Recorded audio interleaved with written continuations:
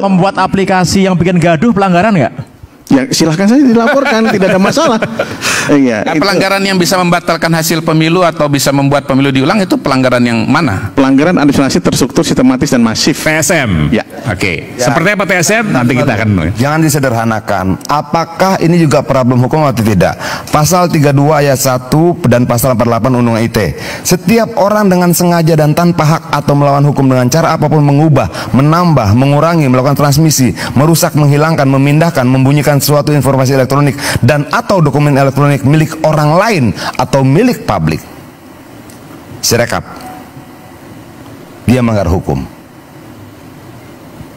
Merubah, mengurangi, memberikan data palsu, tidak benar, membohongi publik, problem hukum. Ya. Sebentar, itu tidak termasuk dalam pelanggaran pemilu. Bukan.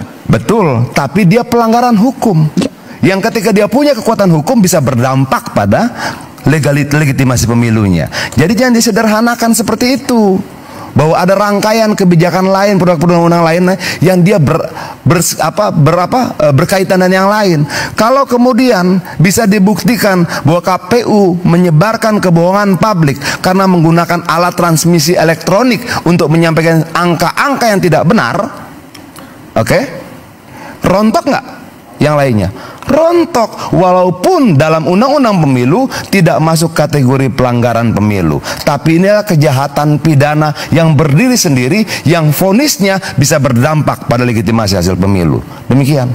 Oke. Vonisnya enggak. Kemudian apakah bisa membatalkan hasil pemilu? Ya, enggak. Gini, batalnya hasil pemilu tidak cuma karena satu. Nah, tidak cuma karena dalam Undang-Undang 7 tahun 2017 itu jelas nanti sengketa hasil di Mahkamah Konstitusi. Kemudian pelanggaran hukum pidana lainnya, apakah membatalkan hasil pemilu? Dia tidak membatalkan secara serta-merta, tetapi dia mengurangi legitimasi hasil pemilunya. Silahkan kalau itu kami. Oh, iya dong. Dan ini kan semua sudah tahu. Kenapa orang berani berbuat ada perbedaan tafsir hukum di sini? Bukan. Ya. Enggak, yang disebutkan sebagai pelanggaran hasil pemilu bukan. Enggak. Kemudian Undang-Undang ITE. Semua orang berani. Kenapa semua orang berani berbuat curang? Dalam konteks ini, main curang habis-habisan. Karena waktunya cuma 3 hari. Tanggal 20 Maret. Kesimpulan sudah dibacakan. Partai politik yang keberatan cuma punya waktu 3 hari untuk menyampaikan. MK. Ya. Ya. Di luar itu lancar. Dan itu berat. Dan orang bermain dalam wilayah yang sangat sempit ini. Itu loh. Makanya saya bilang, pertarungan kita tidak cuma gugat-menggugat dalam konteks pelanggaran pemilu, tapi kita akan bertarung dalam undang-undang dan peraturan hukum lainnya.